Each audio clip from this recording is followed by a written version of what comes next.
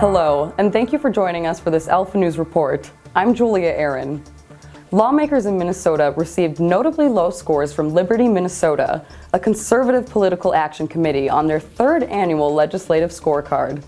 The group puts out a yearly legislative scorecard looking at a select number of votes and determining whether or not the legislator voted with what they consider Liberty principles. Carl Eggers is the executive director of Liberty, Minnesota. Eggers says the scores they gave out this year were lower than usual, with the lowest score going to a Republican representative.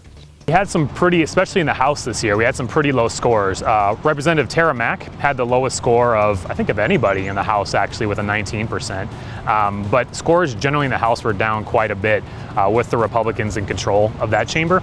Scores in the Senate were about where they have been the last 3 years. Senator Brandon Peterson won the highest score for the third year in a row.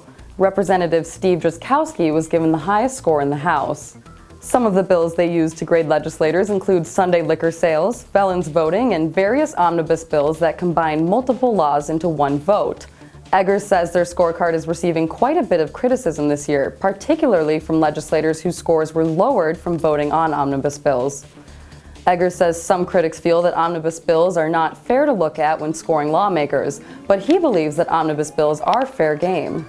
Usually there's 2 or 3 good little conservative nuggets in those things that keep people voting for them, but the rest of it's just pork and waste and regulation, and we don't think that's an increase in government, not a decrease, overall. So that really led to low scores in the House, especially this year. Eggers says their scorecard has reached more people this year than the previous 2 years, and that he believes it will have an impact when election time rolls around.